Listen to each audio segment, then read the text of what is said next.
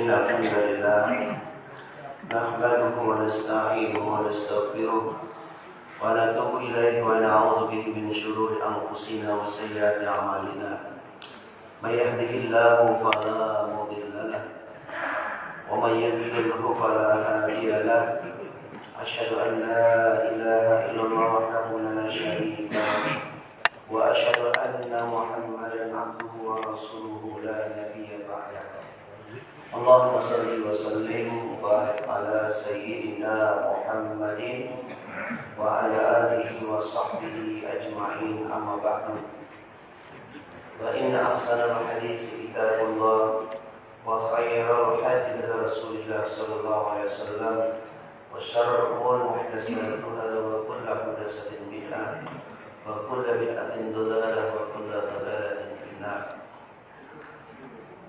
Hadirin para jamaah rahimakumullah, mari kita mulai ta'lim kita dengan membaca surat Al-Fatihah. Kita doakan orang tua kita, guru-guru kita, saudara-saudara kita, jamaah kita, dan orang-orang yang telah berkontribusi dalam pembangunan masjid ini yang saat ini telah kembali kepada Allah Subhanahu wa Ta'ala. Kita doakan semoga Allah limpahkan rahmat dan ampunan buat mereka, dan Allah jadikan kubur mereka taman-taman surga. Dan kita yang masih hidup, kita mohon kepada Allah semoga Allah terus memberikan kesehatan kepada kita, menjadikan kita orang-orang yang istiqomah di jalan Allah Subhanahu wa Ta'ala. Ala hazihi niyya wa ala kulli niyatin salihah wa ila hadrat Nabi Mustafa Rasulullah sallallahu alaihi wasallam liqabul hawaijina al-Fatihah. A'udzu billahi minasy syaithanir rajim. Bismillahirrahmanirrahim. Alhamdulillahi rabbil alamin arrahmanir rahim maliki yaumiddin. Iyyaka na'budu wa iyyaka nasta'in ihdinas siratal mustaqim siratal ladzina an'amta 'alaihim ghairil maghdubi 'alaihim waladdallin. Ma yanbaghi an yakuna 'alaihi al-mu'azzin. Apa-apa yang semestinya dilakukan oleh orang yang azan. Yustahabbu lil muazzini an yattasifa bisifatil atiyah. Dianjurkan kepada seorang muazzin untuk memiliki beberapa sifat berikut ini. Pertama, an yabtaghiya bi azanihi wajhallahi fala ya'khudhu 'alaihi ajran. Seorang muazzin hendaknya ikhlas kepada Allah.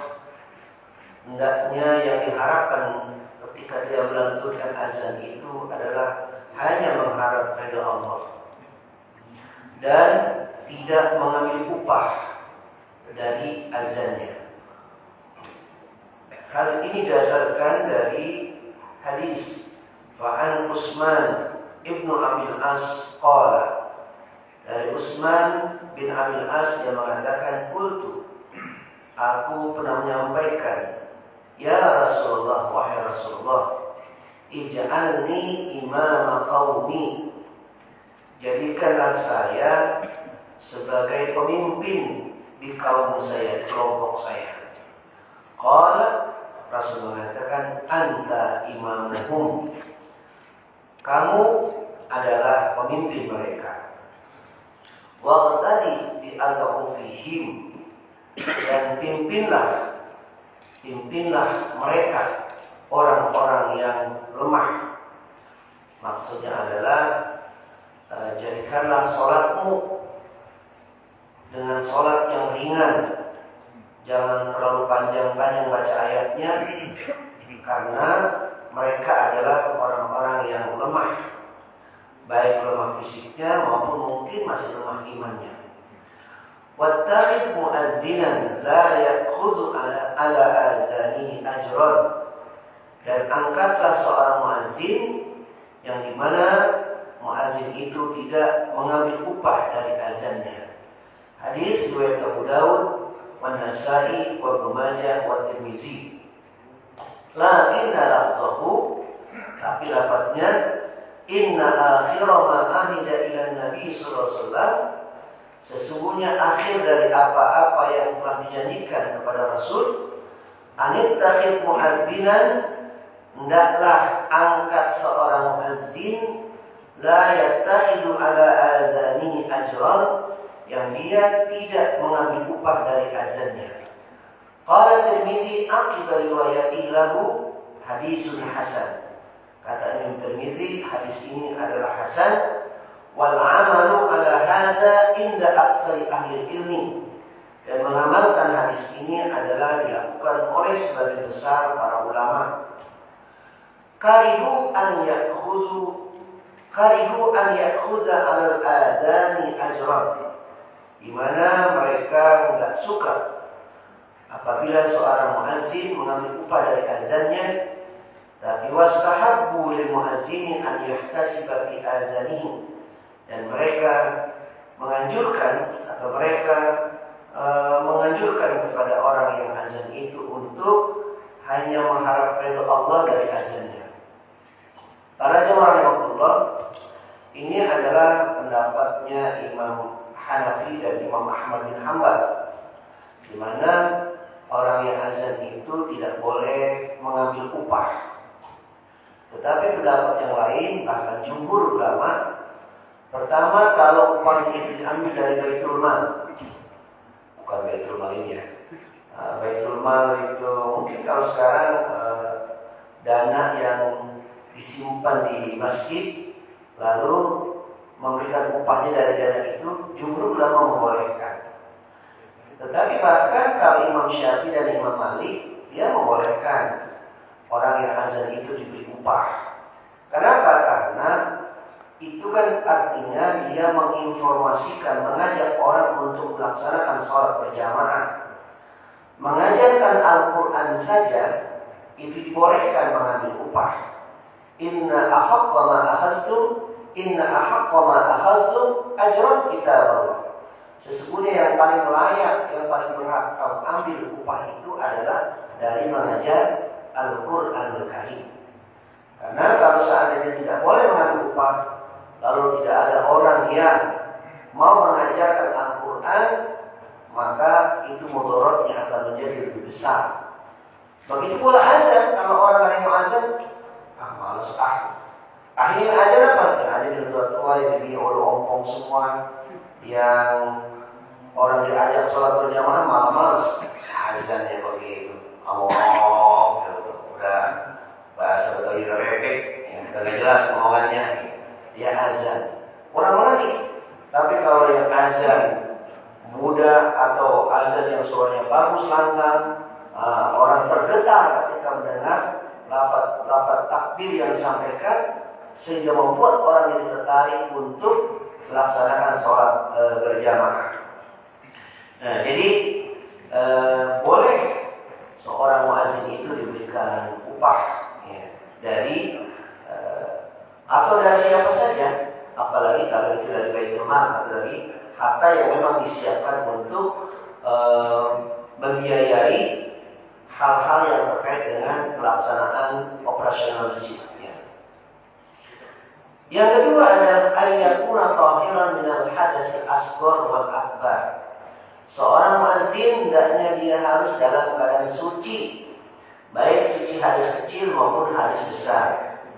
Di hadis Muhajir bin Qanfaz atau Qunfuz radhiyallahu anhu, berdasarkan hadis Muhajir bin Qunfuz, semoga Allah meridainya, anna Nabi sallallahu alaihi wasallam bahwasanya Rasul sallallahu alaihi wasallam berkata kepadanya, innahu lam yamna'ni an arudda alaihi illa anni karihtu an azkurallaha illa ala taharatin.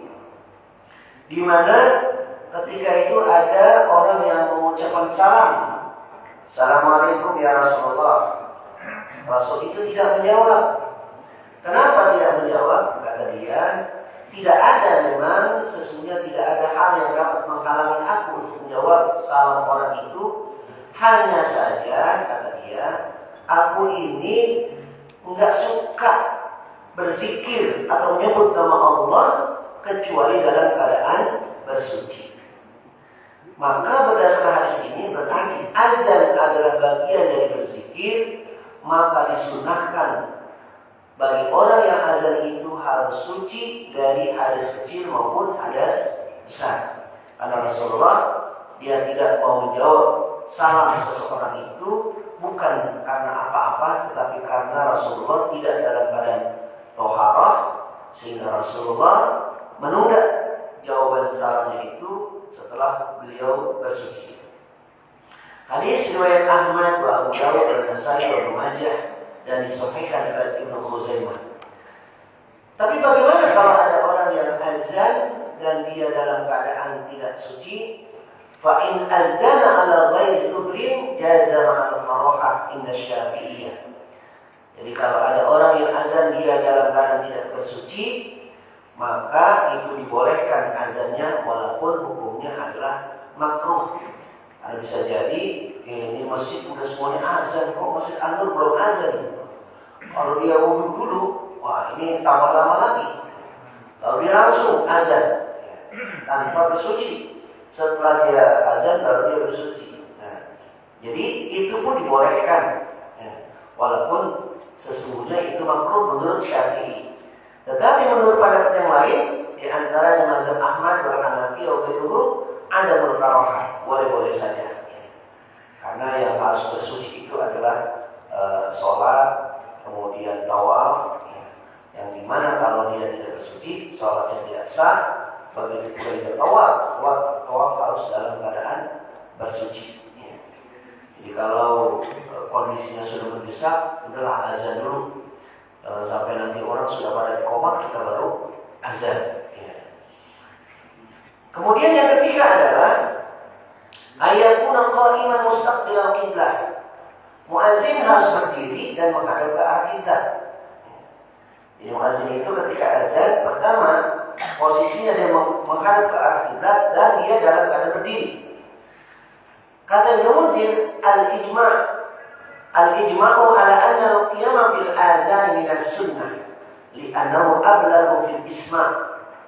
Jadi kata Ibnu Munzir itu sudah menjadi konsensus kesepakatan para ulama bahwa azan dalam keadaan berdiri itu hukumnya adalah bagian dari sunnah. Kenapa? Karena orang azan kalau saat berdiri itu suaranya bisa lebih keras. Ya, kalau duduk dengan berdiri, wah, ketika berdiri suara bisa lebih keras daripada ketika dia duduk. Karena azan itu artinya memperdengarkan atau memanggil orang untuk sholat berjamaah. Wa anna minas sunnati an yastaqbilal qiblata bil azan. Dan juga bagian dari sunnah adalah si muazzin tadi harus menghadap ke arah kiblat ketika dia berazan.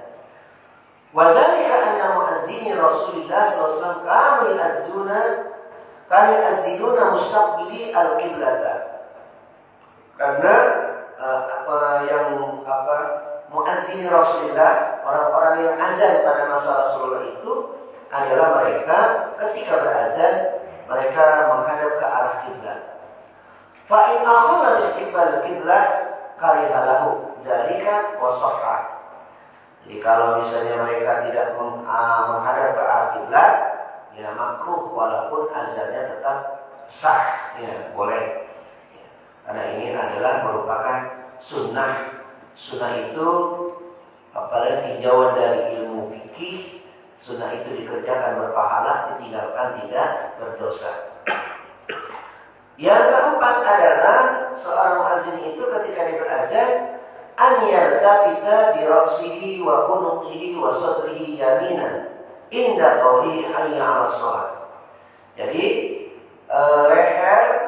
kepala, leher dan dada itu dibelokkan ke arah ke kanan ketika dia mengucapkan hayya 'alas shalah.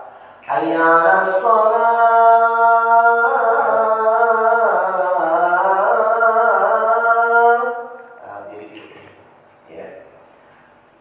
Hayya 'alas shalah.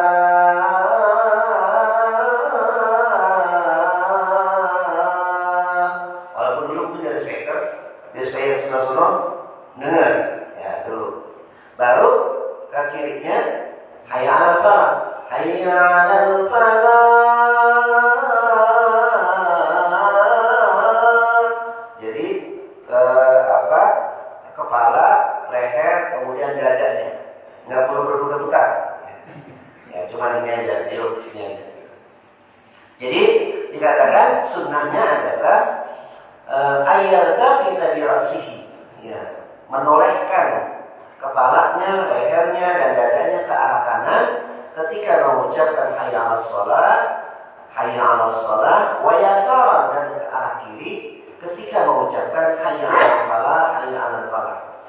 Qala an-Nawawi fi hadhihi al-kayfiyah hiya as-sabr kayfiyah. Kata Imam Nawawi, ini adalah cara-cara yang paling benar. Qala Abu Juhaifah wa azan Bilal, di mana ketika wa azan Bilal azan, faja'altu atatabba'u fahu ha huna wa ha huna yaminan wa shimalan hayya 'alas shalah hayya 'alal falah. Kata Abu Juhaifah, ketika Bilal azan saya lihatin tuh, saya ikutin dia mulutnya bagaimana. Ternyata dia menoleh ke arah kanan, ke arah kiri ketika dia membaca hayya 'alas shalah dan hayya 'alal falah.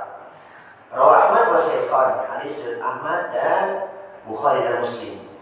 Amma istidaratul muazzin faqad qala al-Baihaqi, sedangkan kalau muter-muter berputar itu seorang muazzin, kata Imam Baihaqi, innaha lam tarid min turuqin sahihah, tidak ada dasar hadis-hadis yang sahih dalam hal ini. Wa fil Mughni, dalam kitab Al-Mughni Ibnu Qudamah, an Ahmad dari Imam Ahmad, la yadur illa in kana ala manaratin yaksur ismana ahlil jihataini. Dalam kitab Mughni Al-Mughni Ibnu Qudamah, di mana Imam Ahmad mengatakan tidaklah berputar seorang muazzin itu kecuali kalau azannya di atas menara. Di atas menara itu dia boleh berputar, karena biasanya arah-arah yang lain itu bisa dengar suara azan. Karena mungkin menara itu zaman dulu belum ada pengeras suara. Sekarang yang main di menara hanyalah speakernya. Jadi dulu orang speakernya belum lengkap, hanya suara dari berbagai macam pelosok itu semuanya pada datang melaksanakan sholat berjamaah. Ini speaker depan rumah nggak datang juga. Jadi luar biasa kalau zaman dulu itu. Jadi bahkan orang-orang dahulu itu yang tidak mampu ke masjid karena lumpuh, digotong sama keluarganya. Lalu diletakkan dalam sok pertama. Pulang dijemput lagi. Sekarang ada yang begitu. Yang kalau lumpuh hanya ke masjid, kalau kayak lumpuh. Jadi itu karena mereka memang betul-betul mengetahui tentang keutamaan sholat berjamaah. Karena sholat berjamaah itu 27. Umur kita ini kan singkat, pendek. Ya. Allah berikan kesempatan buat kita ibadah ini dengan waktu yang sangat singkat. Padahal kita nanti di hari akhirat perjalanan yang sangat panjang tuh. Karena kan manusia yang namanya kematian nggak ada. Karena Allah ciptakan manusia itu kekal, nggak ada kematian. Di dunia hidup, terus di alam kubur kita hidup, di akhirat juga hidup. Terminal yang pertama ini kan nanti dari dunia, lalu pindah ke terminal pertama, alam kubur. Habis alam kubur nanti yaumul ba'si, kebangkitan, kumpulkan pada mahsyar. Lalu kemudian saya diapain? Dihisab. Setelah dihisab diapain? Ditimbang. Setelah ditimbang diapain? Berjalan ke sirat. Sirat itu, jembatan itu disebutkan lebih kecil daripada rambut, lebih panas daripada api, lebih tajam daripada mata pedang. Luar biasa. Perjalanan 500 tahun. Itu 500 tahunnya bukan 500 tahun di dunia. 500 tahunnya 500 tahun akhirat. Karena kan di akhirat udah gak ada matahari. Kalau kita satu hari satu malam berapa jam? 24, karena ada matahari kan. Nanti dari akhirat nggak ada, Pak. Makanya gunakannya kira-kira dikatakan fiyaumin kana miqdaru 50 alfasana. Bisa jadi satu hari di hari akhirat itu ukurannya, lamanya sama dengan 50.000 tahun di dunia. Subhanallah. Ya. Maka di sini disebut perjalanan yang sangat panjang. Makanya Rasul kepada Zar kali menasihatinya, di antaranya adalah jadi bisafinata fa innal bahra amin. Perbaharui kapal penyeberanganmu, sesungguhnya lautan itu sangat dalam. Kalau kita menyeberang ke Amerika kemana saja, ya, melintasi samudra luar biasa, itu kapal penyeberangannya harus kuat, bagus. Kenapa? Karena dalam perjalanan itu pasti ada ombak yang kencang, badai dan segala macam. Kalau kapalnya tidak bagus, hancur. Sama dengan hidup kita juga berjalan menuju akhirat. Kalau iman kita tidak kuat, pasti kita akan terombang-ambingkan, tidak bisa istiqomah. Makanya kita terus, kenapa kita ada pengajian, duduk di majelis ilmu bersama sahabat-sahabat kita, bersama orang-orang baik, ya. Walaupun gak paham, gak apa-apa, ada pahalanya. Walaupun datang duduk sejak sendirian, udah ngantuk, gak apa-apa, ada pahalanya juga. Iya, masih nunggu itu. Ya. Karena Rasul sudah diganti. Ya. Man salaka thariqan yaltamisu fihi mansa Allahu thariqan ila jannah. Karena siapa yang keluar dari rumahnya dengan tujuan mencari ilmu, maka sesungguhnya orang itu sedang dimudahkan oleh Allah, sedang dimudahkan oleh Allah masuk surga. Itu nggak dijelaskan paham atau apa. Pokoknya yang penting dia tujuannya belajar, mencari ilmu. Karena kewajiban kita mencari ilmu itu dari kita di bedong sama orang tua kita sampai kita di bedong lagi. Habis itu selesai kan. Tinggal melihat hasil ujian. Hasil ujian, bagus sudah kira-kira hasil ujiannya. Ya, mudah-mudahan kita husnul khotimah semua. Ya, jadi kalau orangnya di menara itu boleh berputar-putar ketika azan. Allahu Akbar, Allahu Akbar. Oh, biarkan Allahu Akbar, Allahu Akbar. Oh, ya semua arah dia sampaikan. Karena memang bisa jadi pada masa dahulu itu tidak ada penggerak suara. Azannya harus di atas menara. Dia supaya azan itu bisa didengarkan orang yang lagi ada di kebun, di sawah, di mana saja, bisa dengar suara azan, sehingga mereka berbondong-bondong datang ke masjid. Ya. Ada bahkan orang yang jauh rumahnya pengen pindah dekat sama masjid, ya. Tapi dilarang oleh Rasul. Kenapa? Karena orang yang jauh tinggal di masjid itu pahalanya lebih besar. Karena setiap langkah dia jalan ke masjid, satu langkah Allah angkat satu derajat, Allah hapus satu kesalahan, dan Allah berikan satu kebajikan. Itu harus satu langkah. Dia berjalan, apalagi berjalan sampai berzikir, ya, menyebut nama Allah, apa saja yang dia bisa disebut. Begitu dia masuk masjid, dia baca doa masuk masjid. Lalu dia sholat, habis dia sholat sunnah, lalu dia duduk dengan niat iktikaf dan seterusnya. Ya memang sekarang kita belum tahu, nanti pasti ada bukunya tuh catatannya. Ya. Pokoknya ada catatannya adalah. Ya. Yang kelima adalah an yudkhila asbu'aihi fi uzunaihi. Jadi kalau kita azan ini jari telunjuk kita dua ini ditusuk ke kuping. Jadi biar supaya ini mungkin hikmahnya biar supaya suara lebih keras. Kita coba aja kalau misalnya kita nggak tusuk, kalau kita tusuk suaranya lebih keras. Ya. Nah ini sunahnya. Dia mengatakan kalau bila mengatakan faja'altu asbu'i fi uzunai fa'azantu. Aku tusuk nih kedua jariku di dua kupingku lalu aku azan. Allahu Akbar, Allahu Akbar. Tusuk. Bukan hidung, sini kuping ya. Ya sini tusuk. Rawahu Dawud wa Ibnu Hibban wa qala Tirmidzi istahan ka ahli ilmi an yudkhila al-munazzinu asbu'aihi fi uzunaihi fil azan. Kata Ibnu Tirmidzi disunahkan atau dianjurkan oleh para ulama bagi orang yang azan itu untuk memasukkan kedua telunjuknya di kedua kupingnya ketika saat berazan. Yang keenam, an yarfa'a sautahu bin nida. Nah, kalau azan itu suaranya harus diangkat. Jangan azan kayak buatnya sendiri. Allah azan itu harus diangkat suaranya. Makanya kita pilih yang azan itu yang suaranya keras. Sini saya mau sini. Kalau yang suaranya lembek, jangan aja dulu dah. Biar yang bagus-bagus dulu. Karena itu tadi saya katakan, kalau suaranya bagus, keras, itu bisa menggetarkan orang yang mendengar.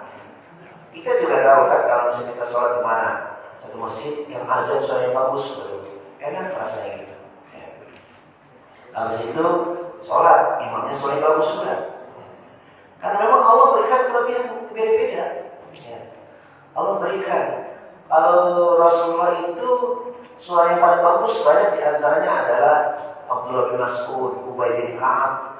Itu dipilih dia karena suaranya bagus-bagus. Rasulullah sering minta diperdengarkan kepada sahabat yang suaranya bagus untuk membacakan ayat-ayat Al-Quran Karim. Bukan berarti yang suaranya bagus nggak boleh jadi imam, boleh. Cuman maksudnya kalau kita ingin biar supaya lebih khusyuk, lebih bergetar yang mendengar itu, maka yang muazzin yang jadi imam suaranya yang akrab dikatakan, yang lebih bagus bacaannya. Jadi anjar fa'na sautau binida, mengangkat suaranya ketika azan. Wa in kana munfaridan fi sahra, walaupun dia seorang diri di tanah lapang. Wah, misalnya dia di sawah. Di sawah ini dia mau sholat, datang suara azan, maka dia boleh azan walaupun dia sama-sama sendirian. Azan Allahu Akbar di sawah, dia sendiri tidak siapa-siapa. Boleh. Kenapa? Ini dasarkan Fa'an Abdullah bin Abdurrahman Ibnu Abi Sa'sa'ah an abihi, dari Abdullah bin Abdurrahman bin Abi Sa'sa'ah dari ayahnya, anna Abu Sa'id al-Khudri radhiyallahu anhu qala, bahwasanya Abu Sa'id al-Khudri dia berkata, inni araka tuhibbul ghanama wal badiyah. Dia mengatakan, aku lihat engkau ini senang membala kambing dan senang juga di tempat yang sepi, badiyah ini tempat lapang. Fa iza kunta fi ghanamika aw badiyatika farfa sautaka bihi. Nanti kalau kamu sedang mengembala kambingmu atau kamu sedang berada di tempat yang terpencil, jauh, maka angkatlah suaramu bin nida ketika kamu azan. Fa innahu la yasma'u mada sautal muazzin jinnun wala insun wala syai'un illa syahida lahu yawmal qiyamah. Karena ketika seorang itu berazan, tidaklah didengar suara azannya itu, suara muazzin itu oleh jin, oleh manusia, oleh siapa saja, melainkan yang mendengar itu nanti akan memberikan kesaksian. Jadi kalau azan keras, nanti seluruh makhluk, berarti bukan hanya di tempat yang itu, di masjid pun sama. Siapapun nanti yang azan lalu didengarkan azannya itu oleh seluruh makhluk, baik itu manusia, jin dan lain sebagainya, termasuk binatang. Apabila dia mendengar suara azannya itu, dia akan memberikan kesaksian atas azan yang pernah dilantunkan ketika dia azan tersebut. Nanti pada hari kiamat. Jadi istilahnya memberikan penguatan, dengan adanya kesaksian itu memberikan penguatan, penambahan kebajikan dari ibadah yang dilakukan waktu di dunia sebagai seorang muazzin, di mana para makhluk itu menjadi saksi atas azannya itu. Kalau Sa'id sami'tu min Rasulillah sallallahu alaihi wasallam, kata Sa'id, itu saya dengar dari Rasulullah sallallahu alaihi wasallam. Rawi Ahmad wa Bukhari wa Nasai wa Ibnu Majah. Hadis riwayat Imam Ahmad, Bukhari, Nasai dan juga Ibnu Majah. Jadi kenapa kita memilih azan orang yang mengajar suara yang keras? Karena memang sunnahnya azan itu dilantunkan dengan suara yang keras, biar supaya orang mendengar. Bahkan suara keras itu bukan hanya untuk kita bukan hanya ketika berjamaah, tapi ketika dia sendiri pun di dalam lapang boleh. Tapi kan ini nggak pakai speaker. Nah, sekarang yang membantu masker pakai speaker. Jadi kalau misalnya dia terlambat sholat subuh, bangun jam 7, dia belum sholat, kan tetap disunahkan azan kan? Ya. Tapi dia ke masjid, dia azan lagi, jangan, itu nggak boleh. Membuat orang kafir ini azan apa ini? Ya. Ternyata dia yang mau mengkodok sholatnya pakai azan dulu, pakai speaker lagi. Kalau dia sendirian nggak apa-apa di masjid. Ya. Tanya orang, Pak, saya belum sholat, ya nggak apa-apa. Tapi kalau pakai speaker itu menimbulkan syubhat, membuat orang dari kafir ini azan apa ini? Kok jam 7 azan? Ya. Bisa-bisa nanti disebut orang pikun. Ya. Jadi orang yang mengkodok itu memang tetap disunahkan untuk azan. Ya. Kemudian yang berikutnya an yatarassala fil azan an ayyatamahala wa yafsila baina kulli kalimataini bisattah, ya. Wa yahzaru al-iqamah ay yusri'u fiha. Jadi beda antara azan dan iqamah itu. Kalau azan itu pelan-pelan, maksudnya tidak cepat-cepat. Jadi kalimat. Jadi kalau azan itu harus dia berjarak antara satu kalimat ke dalam yang lain. Allahu Akbar, Allahu Akbar. Diam dulu. Allahu Akbar, Allahu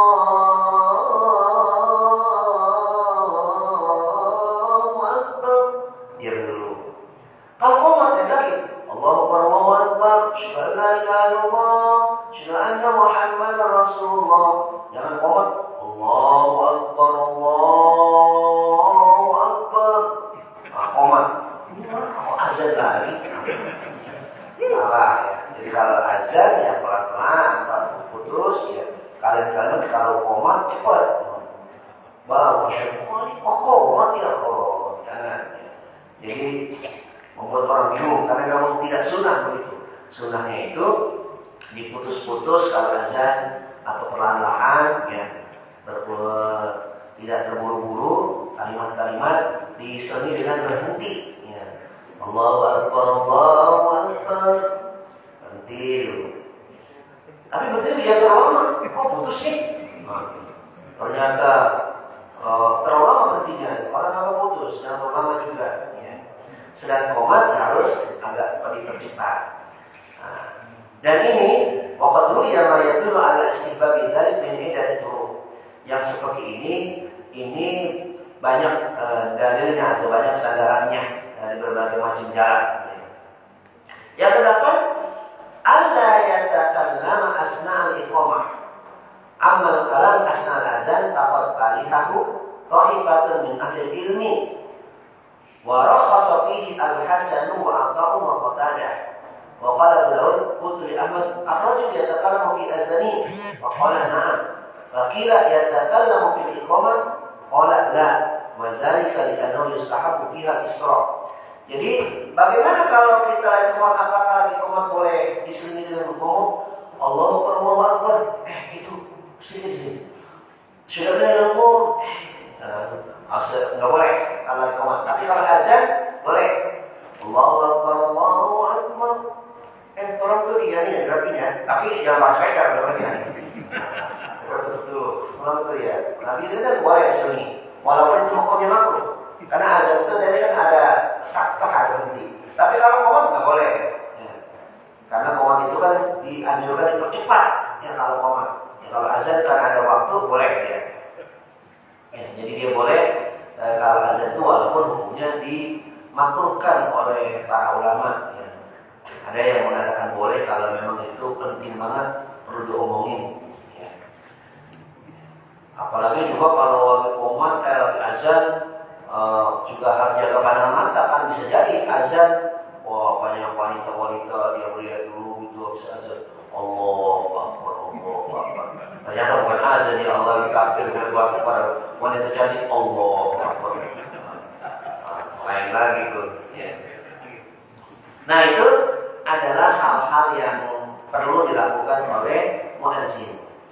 Kemudian berikutnya adalah al-azan fi awal waqti wa qablahu.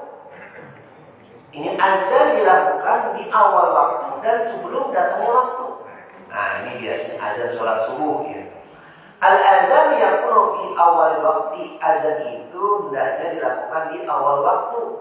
Min ghairi taqdimin alaihi aw ta'khirin anhu. Tidak boleh dimajukan dan tidak boleh ditunda.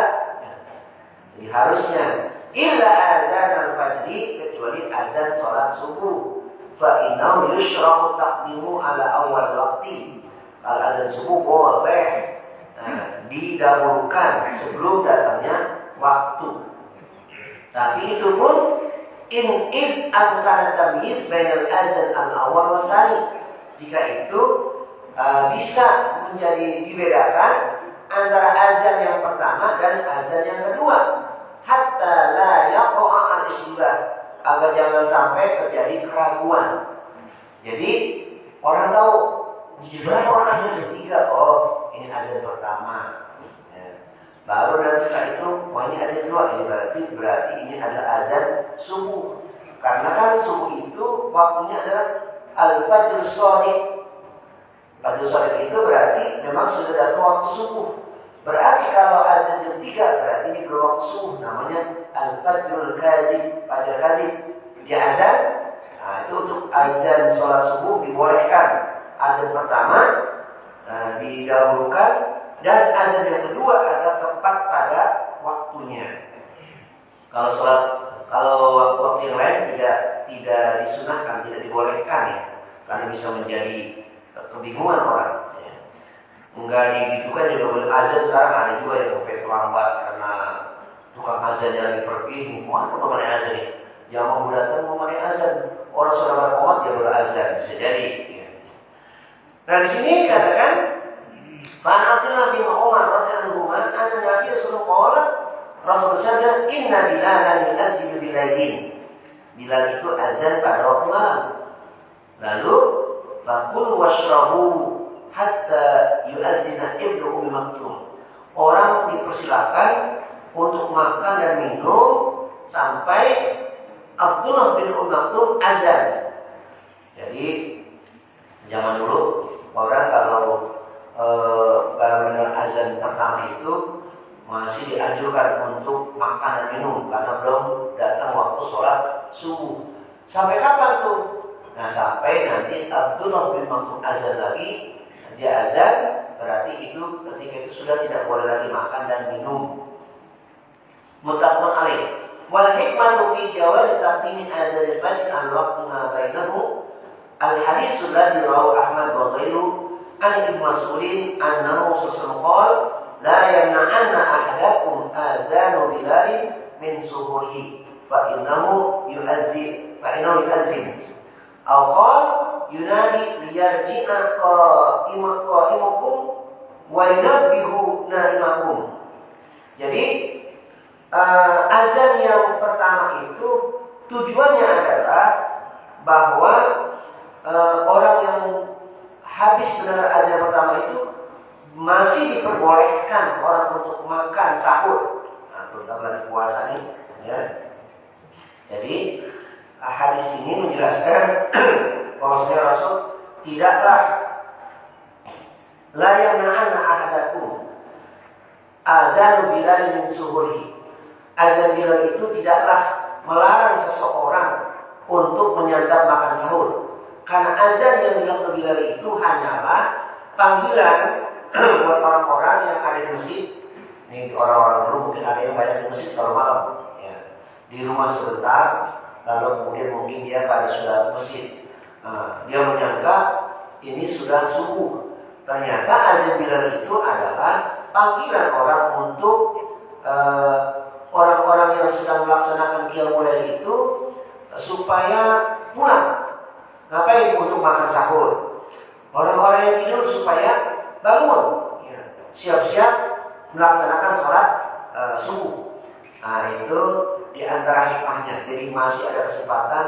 Kenapa? Karena waktu fajar ini adalah waktu yang sangat penting. Sholat sunnah fajar, sholat sunnah qabliyah subuh itu adalah amalan yang fadilahnya sangat besar. Bahkan khairu minad dunya wa fiha. Kalau kita melaksanakan sholat sunnah sebelum subuh itu 2 rakaat, itu pahalanya lebih baik daripada dunia beserta isinya. Ya. Kalau dalam berita lain, khairul laka min humurin na'am. Lebih baik daripada onta merah. Onta merah itu kendaraan yang paling mahal pada masa dahulu, yang onta yang paling mahal. Jadi ini artinya motivasi dan dorongan orang untuk memanfaatkan waktu fajar itu untuk beribadah. Ya. Karena memang termasuk membaca Al-Quran itu yang lebih afdol. Lebih afdol itu adalah malam hari. Ya, malam hari di antaranya sebelum datang waktu sholat subuh. Rawah At-Tahawi An-Nasai, innahu lam yakun baina azani wa azani ibni Ubi Maktub illa an yalqa hadha wa yanzilu hadha. Ya kan, jadi pada zaman dulu itu azannya di menara, begitu Bilal azan, lalu kemudian turun, setelah sampai bawah karena jalannya nanjak lama itu, barulah Abdullah bin Maktum. Artinya jaraknya tidak terlalu lama. Ya kalau kita pergi haji biasanya itu ya lama juga sih, kalau dia jam 3 azan, lalu nanti jam 4 lewat baru azan lagi. Jadi agak panjang juga. Kemudian terakhir al-faslu bainal azan wal iqamah. Jadi yutlabu al-faslu bainal azan wal iqamah bi waqtin yasi'u at-ta'ahub bis shalah wa huduriha. Jarak antara azan dan iqamah itu adalah jarak yang dimana seseorang diberikan keluasan untuk bersiap-siap dan hadir ke masjid untuk melaksanakan sholat. Jadi kita sekarang sudah pakai waktu ya. Li'anna al-azan innama syuri'a lihazan. Karena azan itu disyariatkan untuk itu, ya, untuk memanggil orang supaya orang siap-siap datang ke masjid untuk melaksanakan sholat berjamaah. Wa illa dha'atil fa'idah minhu, kalau tidak begitu faedahnya hilang untuk azan. Azan langsung iqamah. Ya. Biasanya sih ini kalau yang begitu azan maghrib, habis azan maghrib karena mungkin sudah agak lambat itu, maka kemudian habis azan beberapa saat kemudian langsung iqamah. Ya. Tetapi secara umum antara azan dan iqamah itu memiliki jarak. Wal ahadits al-waridah fi hadzal ma'na kulluha dha'ifatun wa qad tarjama al-Bukhari bab kam bainal azan wal iqamah walakin lam yasbut at-taqdir. Jadi tidak ada memang ukurannya berapa, tidak ditetapkan, tetapi pada intinya adalah bahwa antara azan dan iqamah itu harus diberikan jarak. Karena Ibnu Battal mengatakan la hadda li zalika wa la tamakkuni dukhul waqti wa istimal musallin. Jadi tidak ada jarak, tidak ada batas, ya. Tidak ada batas hal yang demikian itu, ya, untuk memberikan jarak waktu setelah azan, kemudian sampai kemudian iqamah. Ya. Wa an Jabir bin Samurah radhiyallahu anhu kana muazzin Rasulullah yu'adzin summa yumahil fala yuqim hatta idza ra'a Rasulullah qad kharaja aqama shalah ila yara. Kalau zaman dulu Rasulullah, kata Ibnu Samurah, itu muazzin Rasul melantunkan azan, kemudian sudah bisa berhenti, nggak qomat. Sampai kapan? Nunggu sampai Rasulullah datang, barulah begitu Rasul datang, kemudian iqamah. Nah ini saya biasa pesantren dulu itu, kalau habis azan, nunggu ustadznya datang. Ya. Tidak apa konsekuensinya, kadang-kadang kita udah siap kok ustadz boleh datang. Nunggu gak berani azan, gak berani iqamah. Satu kan berani iqamah. Kalau ustadznya belum datang, kita gak berani iqamah. Karena satu hari ada karena jamaah udah siang, kemudian iqamah. Nah, di mana oke.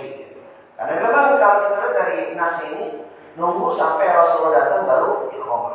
Karena kan sholat subuh itu memang ada waktu al-qilis, ada waktu isfar. Ada waktu masih gelap, ada waktu yang kira-kira sudah mulai agak terang. Ya. Itu dua waktu itu masih dibolehkan. Jadi kalau kita sekarang jaraknya misalnya 10 atau 15 menit, kalau di pesantren itu dulu jaraknya adalah nunggu sampai kiai datang ke masjid, baru kita qomat. Nah, begitu.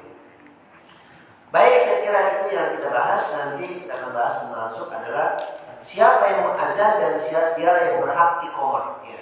Jadi adanya, afdalnya yang azan dialah yang iqamah. Jadi kalau ada yang iqamah kita izin dulu, ya, jangan yang azan siapa, yang iqamah siapa. Ya. Karena sesungguhnya orang yang iqamah itu adalah dia adalah orang yang azan tadi, afdalnya begitu. Walaupun boleh-boleh saja ada orang lain yang ikut iqamah, padahal dia bukan muazzin. Tapi yang paling utama, paling afdal adalah orang yang azan, maka dia yang iqamah. Saya kira ini ada yang mau kita diskusikan, pada? Ya, Pak Isam. Terima kasih Ustaz penjelasannya. Assalamualaikum warahmatullahi wabarakatuh. Waalaikumsalam. Saya mohon maaf karena pertanyaan saya tentang awam dan barangkali sudah menjadi pengetahuan umum dari jamaah di sini. Tadi muazin di jamaah Rasulullah yang Ustaz sebutkan ada 3, Bilal, terus Abdullah bin Muhammad. Ubay bin Ka'ab. Pertanyaan saya, siapa sebenarnya yang 2 muazin selain Bilal? Karena kalau Bilal itu sudah sangat populer. Bahkan di kampung saya di Manado sana itu muazin kita bilang Bilal. Jadi pertanyaannya, yang 2 orang muazin ini siapa dan bagaimana? Ya. Bagaimana proses sehingga mereka direkrut? Pertanyaan yang agak menyimpang dari pertama itu tentang mengazankan bayi yang baru lahir. Mohon penjelasannya. Terima kasih. Waalaikumsalam warahmatullahi wabarakatuh. Waalaikumsalam. Jadi azan yang resmi pada zaman Rasul itu yang tercatat dalam sejarah 2. Pertama tadi adalah Bilal, yang kedua adalah Abdullah bin Ummi Maktum. Ya. Tapi yang punya suara bagus banyak. Ya, di antara tadi adalah Ubay bin Ka'ab. Makanya Ubay bin Ka'ab itu direkrut menjadi imam sholat taraweh yang rakaatnya 20 rakaat pada masa Umar bin Khattab. Karena ketika itu orang melaksanakan sholat taraweh itu masing-masing. Karena contoh dari Rasul itu sholat taraweh hanya 2 atau 3 malam, dan itu hanya 11 rakaat. Lalu kemudian pada masa Umar bin Khattab, wah ini orang sholat udah pada kompak nih, ada di sono gitu. Kata Umar, wah bagaimana kalau kita gabung aja lah sholatnya bareng aja. Maka dikumpulkanlah itu orang sholat, kemudian setelah itu rakaatnya ditambah. Karena mereka sholat masing-masing itu rakaatnya lama-lama. Nah ini ditambah menjadi 20 rakaat, yang tadi 11 jadi 20 rakaat. Dan diangkatlah Ubay bin Ka'ab menjadi imam. Karena apa? Karena Ubay bin Ka'ab itu termasuk orang yang punya suara yang bagus. Nah, begitu. Nah sedangkan muazin Rasul itu 2. Pertama Bilal itu biasanya azan sebelum subuh tadi. Yang kedua adalah Abdullah bin Ummi Maktum. Kenapa Abdullah bin Maktum ini dijadikan azan sholat subuh? Konon dalam sejarah itu mengatakan bahwa Abdullah bin Ummi Maktum ini dia bisa mengetahui sudah subuh atau belum itu dari panca indera penciumannya. Ya, dia kalau kita kan penciuman kita nih, ini orang goreng jengkol, ini orang goreng ikan asin nih, gitu, atau goreng bawang, goreng terasi, tahu lah itu kita. Tapi kalau bilang kalau Abdul Maktum bukan itu, udah subuh nih. Jadi dia bisa melihat subuh itu dari udara. Jadi udaranya biasa hisap udaranya, ini sudah subuh. Kalau kita nggak bisa begitu ya. Kalau kita tadi perbedaannya, ini orang lagi goreng apa yang kita tahu dah tuh. Nah, pantas saya enak benar nih gitu. Nah itu dua Pak. Jadi kalau Ubay bin Ka'ab bukan dia muazzin dan dia memang suaranya bagus, makanya dia direkrut menjadi imam sholat tarawih pada masa Umar bin Khattab yang tadi sudah menjadi 20 rakaat, sehingga Umar mengatakan hadhihi iman bidah, ini adalah bid'ah yang paling bagus. Berarti kan kata-kata Umar ini bertentangan dengan kullu bid'atin dolalah. Nah, oleh karena itu pemahaman kullu bid'atin dolalah ini bisa diperluas karena memang banyak dalil-dalil di mana orang-orang punya argumentasi yang lain karena itu dijelaskan di dalam beberapa hadis. Ya. Kemudian yang berikutnya adalah azan buat bayi yang melahirkan, itu memang disunahkan. Jadi azan di kuping yang kanan, diiqomahkan di kuping yang kiri. Ya. Jadi barang siapa yang mengazankan bayi di sebelah kanan, kemudian diiqomah wa itu di yusra, lam yadur musibyan, maka itu tidak akan kena gangguan setan, kira-kira gitu. Ya. Jadi itu manfaat azan buat bayi. Jadi kalau udah tua ini sering masukkan setan, nanti waktu kecilnya mungkin jadi azan ini mungkin kan dulu ya mungkin saja begitu. Kenapa? Kan ternyata orang yang kemasukan setan itu bisa sembuh kalau diazani. Jadi kalau kita ada orang kesurupan ini apa orang udah azanin aja gitu. Orang yang kena sihir juga diazani. Ya. Bisa ada orang yang berubah dari manusia berubah jadi babi atau jadi kucing. Kena sihir mak lampir bisa gitu. Boleh diazankan. Karena bisa jadi setelah diazankan sembuh. Ya. Jadi azan itu fungsi banyak. Di samping manusia sholat, ketika kebakaran, kebanjiran, nah itu dipakai azan, disunahkan azan. Tapi bukan berarti kalau orang kebakaran dia azan bukan nolong. Kalau ditolong dia azan aja gitu. Ya. Jadi boleh sambil azan sambil nolong. Ya. Jadi itu. Nah, jadi banyak sekali fungsi azan, termasuk juga orang yang mau safar bepergian itu juga disunahkan azan. Gitu Pak. Ya. Terima kasih Ustaz. Ya. Masih ada? Cukup? Yang banyak itu. Waalaikumsalam.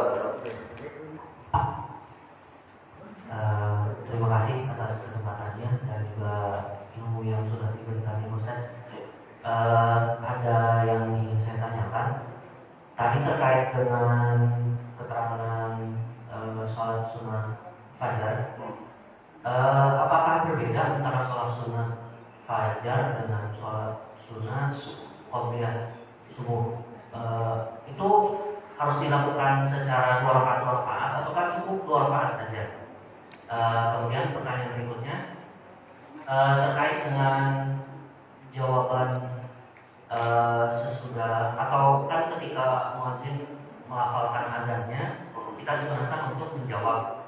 Apakah hanya cukup menjawab dengan apa yang sudah dilafalkan oleh muadzin, ataukah ada zikir atau doa tertentu yang disunahkan untuk dibaca? Sekian, terima kasih. Assalamualaikum warahmatullahi wabarakatuh. Ya jadi ya dulu. Jadi kalau muazzin melafalkan azan, kita menyebutkan sesuai dengan apa yang diucapkan, kecuali ketika muazzin mengatakan hayya 'alas shalah, maka jawabannya adalah la haula wala quwata illa billah. Jadi hayya 'alal falah, la haula wala quwata illa billah. Kenapa?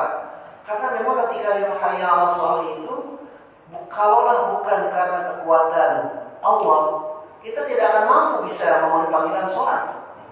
Buktinya tadi saya sudah berikan, ada orang dipanggil oleh Allah, enggak datang juga. Makanya itu kan kita bersyukur kepada Allah ketika kita dipanggil hayya 'alas shalah, la haula wala quwwata illa billah. Jadi keberangkatan kita, kedatangan kita itu adalah atas petunjuk hidayah dari Allah, kita bersyukur. Begitu pula kita mendengar hayya 'alal falah gitu. Nah itu jawabannya seperti itu. Baru setelah itu nanti ada doa setelah azan, Allahumma rabbana zidna wa titama wa salatul qadr dan seterusnya. Itu yang pertama. Itu yang kedua. Yang pertama, jangan lupa apa tadi? Oh ya. Jadi dalam hadis itu memang rakaat al-fajr, 2 rakaat salat sunnah fajar. Jadi kan subuh itu disebut salat sunnah fajar. Salat subuh itu disebut salat fajar. Maka rakaat al-fajr, 2 rakaat fajar itu maksudnya adalah salat sunnah fajar. Sunnah fajar itu sunnah subuh. Jadi kalau kita menyebut salat sunnah subuh atau salat sunnah fajar, itu dia juga. Jadi dia juga. Cuma penyebutannya kalau dalam hadis itu, karena memang subuh itu dilaksanakan pada waktu fajar, kecuali kalau subuhnya dilaksanakan jam 7. Nah, bukan fajar lagi teman. Ya, karena kan bisa jadi ada orang bangun subuh jam waktu duha. Berarti kan dia tetap sholat subuh kan? Ya, karena dia belum sholat. Qadha berarti. Walaupun nggak sebut qadha juga malaikat udah tahu. Karena kan ada perbedaan antara qadha sama adaan. Kalau adaan itu berarti kita laksanakan tepat pada waktunya. Kalau qadhaan di luar waktu. Kalau kita mengatakan usolli pada subuh rakaat ini adaan, kata malaikat, bukan adaan, jangan udah qadhaan karena dia 7. Ya. Bagaimana adaan? Ya. Jadi malaikat udah tahu lah. Kalau kita salah ngomong, malaikat udah tahu apa yang dimaksud hati kita, dia udah tahu. Ya. Nah, jadi gini juga Pak, jadi juga mau kita sebut sholat sunnah fajar atau kita mau sebut sholat sunnah subuh, itu boleh. Nah, apakah itu hanya itu saja? Kalau misalnya hanya 2 rakaat itu, ya kan, kalau mungkin kita mau melaksanakan sholat yang lain boleh-boleh saja. Misalnya tadi kan kalau habis azan kita datang bisa sholat ke masjid, bisa sholat sunnah fajar kalau waktunya cukup. Ya, kalau waktunya cukup. Tapi kalau waktu tidak cukup, udah komat, kita jangan memaksa melaksanakan sholat sunnah, karena kita harus mengutamakan panggilan yang wajib tadi, melaksanakan sholat wajibnya. Jangan sampai kita sholat wajibnya itu tertinggal. Kalau tertinggal, khawatir tidak dapat 27 derajat, kurang.